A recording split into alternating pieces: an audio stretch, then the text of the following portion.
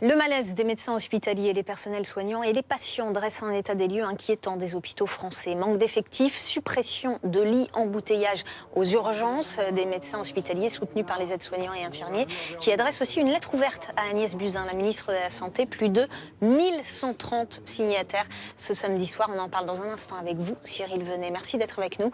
Vous êtes anesthésiste, réanimateur en Isère et signataire de cette lettre ouverte. Mais avant, on va aller sur le terrain, rencontre avec des personnels soignants au bout du rouleau. Martin Cangelosi.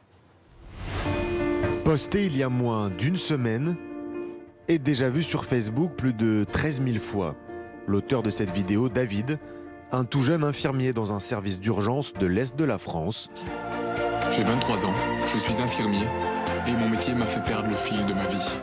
1 an et demi seulement après avoir commencé, il tombe en dépression. Quand aurons-nous les moyens de prendre soin de nous ? Mon corps m'a dit stop, j'ai demandé à me faire hospitaliser parce que j'étais à bout. J'étais à bout nerveusement, moralement, psychologiquement, physiquement. J'ai demandé à me faire hospitaliser pour faire vraiment un break et prendre du recul sur un peu toute cette situation. David n'est pas le seul à craquer. Depuis janvier, le hashtag Balance ton hosto inonde Twitter. Un hashtag pour des centaines de témoignages de médecins, infirmiers, aides-soignants épuisés. Il y a aussi une lettre ouverte. Nous vivons un management destructeur et contre-productif. 1000 médecins partout en France l'ont signé pour alerter la ministre de la Santé. Vous êtes obligé de réfléchir à ne pas faire ce que vous pensez qu'il faudrait faire. Parce qu'on vous dit que ça coûte trop cher ou on vous explique que non, on ne fait pas ça et vos décisions médicales ne sont pas suivies des faits. Les syndicats hospitaliers qui préviennent, sans réponse de la ministre Agnès Buzyn, ils descendront dans la rue dans les prochains jours. Bonsoir Cyril Venet, on vient vous voir dans ce sujet. On va rappeler que mardi, le Premier ministre et la ministre de la Santé ont donné le coup d'envoi de la réforme de l'hôpital avec quelques pistes qu'on va regarder ensemble. Il s'agit par exemple de limiter les actes inutiles, de favoriser l'ambulatoire, donc c'est ce mode d'hospitalisation de courte durée qui permet aux patients de rentrer rapidement à domicile, de développer la télémédecine ou encore de regrouper les hôpitaux. Voilà, quelques-unes des pistes. Sont-elles de nature à faire baisser votre inquiétude ? Non, évidemment non. Non seulement les annonces ne font pas baisser l'inquiétude, mais elles auraient plutôt tendance à l'augmenter. À notre sens, nous sommes réunis aujourd'hui au Palais du Luxembourg. Nous étions 52, je crois, parmi les 1130 signataires de la lettre ouverte, qui date du 18 septembre 2017. Et nous avons partagé le constat que lorsque le Premier ministre dit je vais faire baisser les tarifs, donc l'argent disponible pour les soins, et la phrase suivante c'est je vais réunir une task force autour de la ministre pour en finir avec cette politique inflationniste. Nous sommes très inquiets parce que qu'est-ce que c'est que cette histoire de politique inflationniste alors qu'on est dans une politique de restriction totale. Donc les perspectives d'amélioration ne nous apparaissent pour le moins pas. Aujourd'hui, vous dites nous n'avons plus les moyens de soigner les patients ? Oui, nous disons que nous n'avons plus les moyens de soigner correctement, suffisamment bien, de faire suffisamment bien notre métier. Ça se traduit comment au quotidien pour vous ? Vous avez des exemples ? Ça se traduit de mille manières.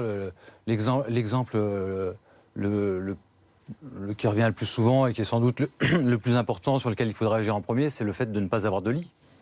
Vous avez quantité de patients, dont la plupart stagnent aux urgences, qui ont un diagnostic, qui ne peuvent pas rentrer chez eux. On met beaucoup en avant l'ambulatoire, mais les patients qui sont dans les couloirs de l'hôpital, c'est ceux qui ne peuvent pas marcher.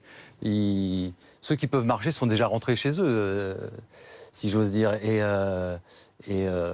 ces patients-là ne peuvent pas relever de l'ambulatoire, ne trouvent pas de lit. Et chaque jour qui passe, il y a de nouvelles fermetures. Et avec les regroupements qui sont proposés, ça correspond, ces regroupements, à de nouvelles fermetures de lits. Et nous demandons simplement d'arrêter cela. Et nous demandons d'en discuter. Prêt à aller dans votre combat pour améliorer cette situation à l'hôpital? Jusqu'où on est prêt à aller, on voudrait avoir des interlocuteurs, on voudrait pouvoir commencer une discussion.